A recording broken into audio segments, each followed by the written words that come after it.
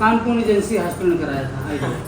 फिर दिल्ली में अच्छा, और पहले एजेंसी में हाँ। कराया, फिर कराया। हाँ, फिर हमारे एक फौजी थे, हाँ। उनके 18 साल बाद यहीं से बच्चा हुआ, कोरोना पीरियड के दौरान। हाँ।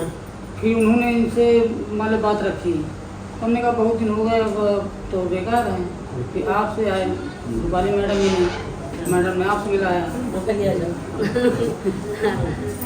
फिर ये दीदी ने आपसे मिलाया कि वो गांठें थी बच्चेदानी पे, उसका ऑपरेशन आपने किया।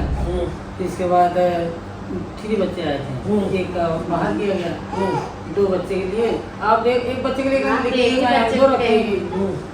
फिर हमको सफलता मिली।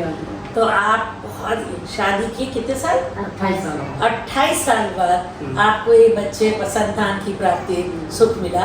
और इसके पहले आपने कई जगह जाके अपना ट्रीटमेंट कराया। फिर जब आप यहाँ आए तो हमने आपको बताया कि यूट्रस में गांठें हैं, तो आपने हमारी बात को समझा और उस गांठों का ऑपरेशन कराया।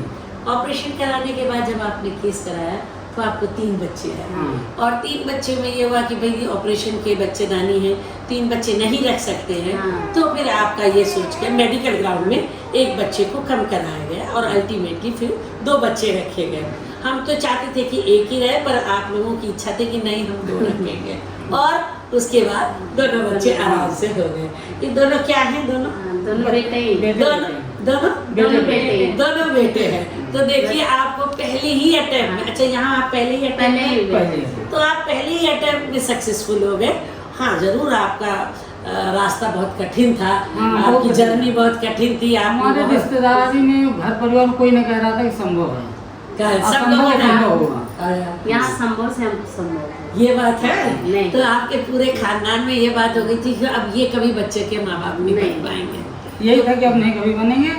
और रोक लौटाते थे। हाँ, रोक के लौटा जाए। कभी आपको ऐसा लगा कि बच्चा ना होने के कारण समाज में कोई प्रताड़ना दी जाती है, कोई किसी फंक्शन में या किसी उसमें जिस औरत को बच्चा नहीं होता उसको कुछ अलग तरीके से कहते हैं लोग, थोड़ा सा बुरा व्यवहार करते हैं।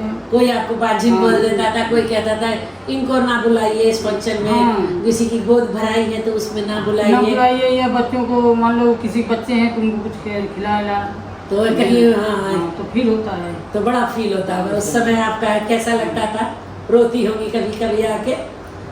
चलिए, आपका आज खुशी का दिन है। आप एटलीस्ट 2 बच्चों, इन बच्चों का क्या नाम रखा है आपने? दीदी आपका नाम रखे, हम नहीं रखे। अरे फिर भी क्या, छुटकू बड़कू कह देते हैं। छुटकू बड़कू, तो छुटकू बड़कू बहुत बच्चे बहुत सुंदर है, बिल्कुल अपनी मम्मी की तरह से है ना, बहुत सुंदर। इन दोनों बच्चों ने जब पैदा हुए उसके बाद सब बिल्कुल ठीक रहा? सब ठीक रहा। हम आते हैं टीका लगवाने, पर ये बच्चे जल्दी जल्दी बीमार भी नहीं? Very good.